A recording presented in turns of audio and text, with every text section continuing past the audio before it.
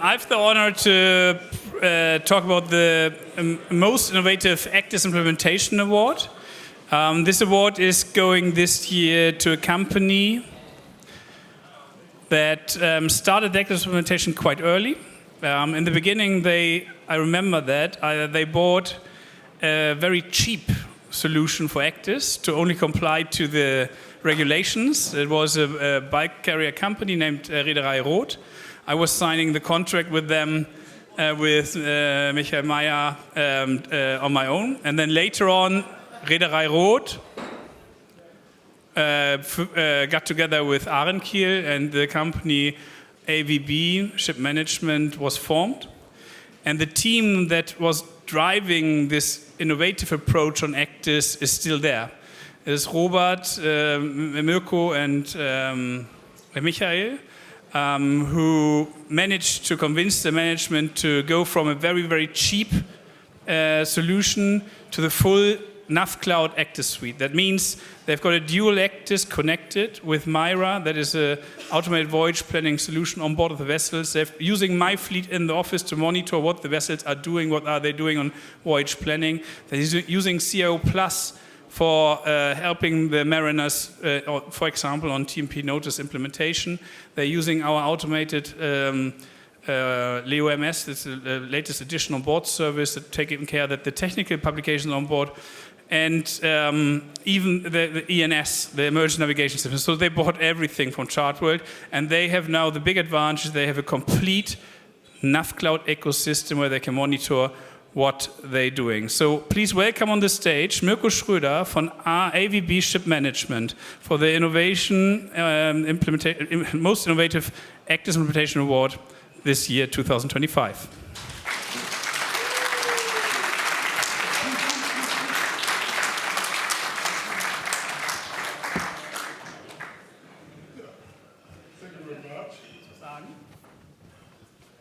Yeah, thank you very much, Stefan.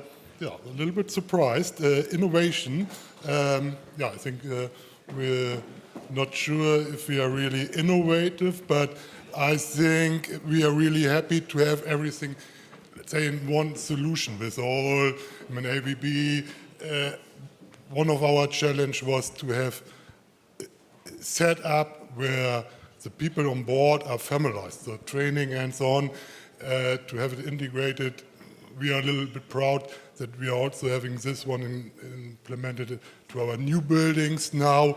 This is also, I think, an advantage with a lot of challenges and innovations and so on.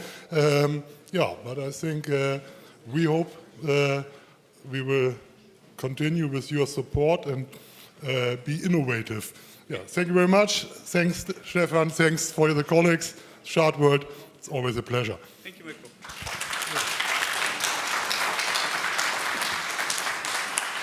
So, ladies and gentlemen, today we have the honor to celebrate a person who has not only understood the technical potential of an ECDIS, but who has also embraced and championed the true spirit of the idea ECDIS as a service and bringing this into the world.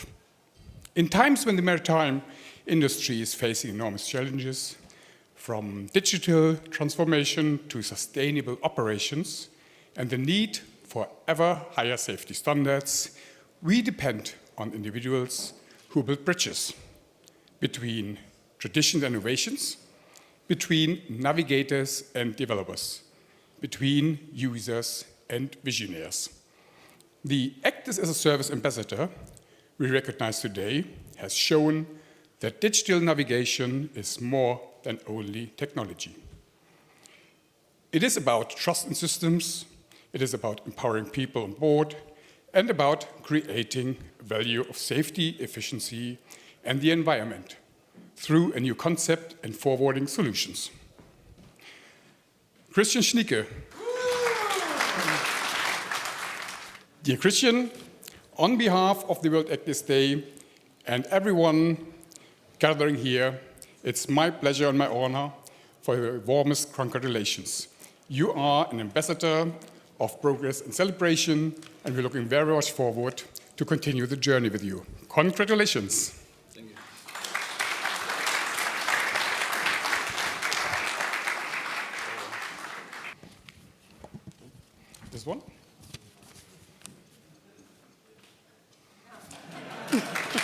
Perfect. May I hand over to Emma? Oh, sorry, he did. At least a thank you, Frank, for the nice speech. Very appreciated. I just see the nice picture. This was my time as a captain on the ship, where I was it was 13 years ago, where I was 30. So thank you to Chartworld, and not only as a company, also to the people who are behind Chartworld, and everybody knows we had good times, we had some challenging times, but we always find solutions, and this is what I really appreciate Chartworld for. They listen to the customers, they listen to the people behind, and the products are, from my point of view, very good, I must say. So thank you very much for the award. I really appreciate it, Frank. A nice speech from your side. I also appreciate it. So I hope we have a nice evening today. Let's enjoy, let's have some good time, and looking forward to see you later on some beer or something else. So let's see. Thank you very much.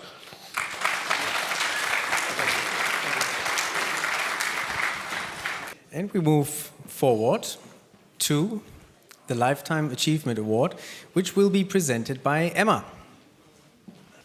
Thank you, Bjorn. I have the honour of presenting a very important award, the Lifetime Achievement Award. I was trying to think about what I could say about this person who I have come across for the last probably 15 years or more in the industry. I think, and he may correct me, I may be wrong, I first met him in Tokyo at the World Electronic Navigational Chart Database, the WEND, conference in 2008, which makes me feel extremely old.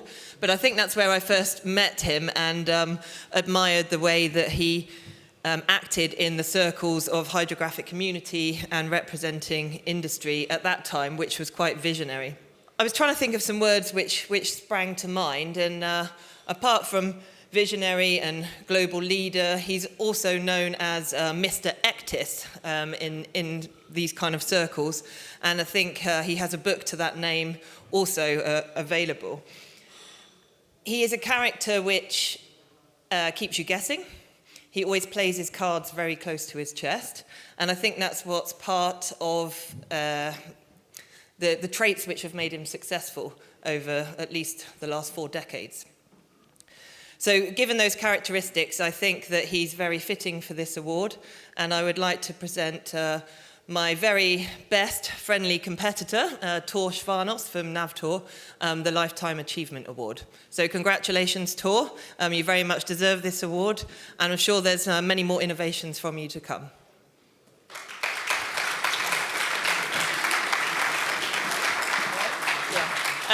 I know Tor can't be with us today, so I think his colleague Paul Elger is here. Paul, on behalf of Tor. Thank you. So we should stand in the middle for a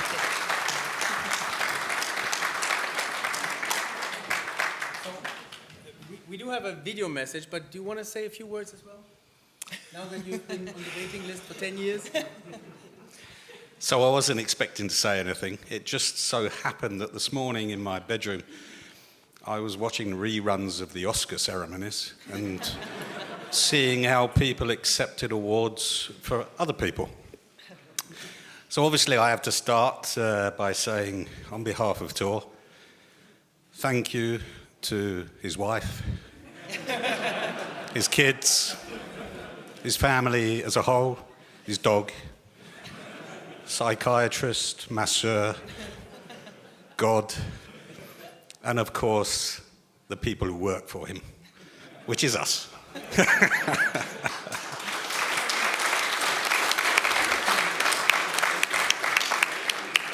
What I will say is I've known Tor since 1993, and I think there's 3 things that have made him so successful.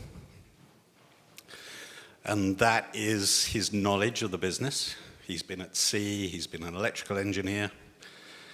The second thing is his willingness to take a risk and put money behind the risk. So if we came up with ideas, he'd say, go with it, see where it goes.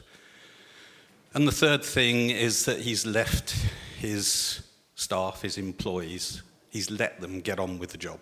No micromanaging, which has been great. Tor, for those of you that don't know him, he's 76 years old, and today has made me realise that being only 65, I'm far too young for a Lifetime Achievement Award. Thanks, Paul. First of all, I'm sorry that I couldn't be with you on this World ECDIS Day. That is for reason I don't control. So sorry for that. So thank you very much for the award. I'm very surprised and honored. And so thank you very much to the committee and to Emma handing over the award. Emma and I had been involved in many discussions about ECDIS with IMO, IHO, and conferences around the world. Not always being agreeing, but always aiming for that ECDIS should be a safe tool for navigators and increase safety at sea. Now, being here in this beautiful Maritime Museum brings back memory how the whole story about ECDIS started. In 1992, I worked for Robertson showing the first so-called ECDIS on S-100 in Hamburg. Of course, we did not have any E&C at that time, but we got a meeting with, at that time, German hydrographer Horst Hecht and had a discussion with him about production of ECDIS charts. He then introduced me to a company called 7 Seas, and that is how I got to know Gert Brückenbach. From there on, development work started on what should be E&C standard, but it took many meetings, discussion, and fights to get where we are today. During this time, I started CMAP Norway, and after some time, we become quite big in the market with what we now called private data. Along the development of E&C production, 7 Seas and CMAP developed software kernel for ECDIS and has been in a friendly competition over the years. And at one time, CMAP had 120 OEMs on the kernel. So big that the hydrographic community was threatened by this. So in the mid-90s, there was an IHO meeting in Hamburg, and one of the directors, Adam Keir, asked me, Tor, what are you going to do when the world is covered with E&C? My answer was simple. I just become a distributor. I should mention that first type approval ECDIS was type approved by BHH in 1999 here in Hamburg. That was the Navi Sailor. Carriage requirement came in 2012. And as a humble Norwegian, I must add that NAVTO was started in 2011 and now today the world's largest distributor of E&Cs. With this story, I could state that the birthplace of E&C actually is Hamburg, and that's where we are today, in Hamburg. So with maybe more than 45,000 ECDIS out there in use, we can conclude that this was worth fighting for, and it has made international shipping safer. But where do we go from here? We have the S-100 standard coming very quickly, and I see similar discussion, fights going as we have seen in the past. But I'm sure we will come up with a super solution for the benefits of all. Again, thank you very much to the committee and the World ECDIS Day, and have a pleasant evening. Fantastic. I'm acutely aware that I'm standing here in between Tor and this wonderful lady who I'm about to introduce on the stage to receive the very, very important award. I wanted to say we met a few years ago. It's a very small industry, and this is actual proof of how small the maritime industry is. We have both changed positions since, and here we are. I believe the term that she mentioned is it's our reunion today. So here we are on the stage for this wonderful reunion with an absolutely amazing person. I don't think there's anybody who doesn't know her in the industry. So I wanted to start listing some of her super achievements and titles. Chief DPA, CSO, Superintendent, Training Coordinator, Environmental Officer, obviously supporter and a great mate for everybody, my Reger of John Theodore Esberg. Please, welcome you on the stage.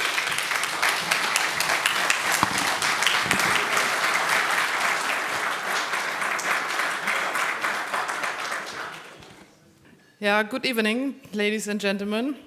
First of all, let me say that I'm very thankful to receive this award. Recognition is always an honor, and after all these years in shipping, it is nice to know that passion and commitment is in a man's world does not go unnoticed. I started my career at sea from cadet to chief officer on product tankers before family issues, as I used to call it, kicked in.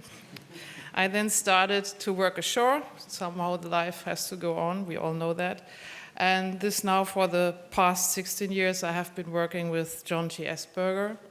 And after a 5-year excursion in the crewing side of life, I am now happy being back fully engaged in navigation and electronic navigation, of course, the global challenges that come along with that and all the complex issues that are connected to ship management and its tanker industry.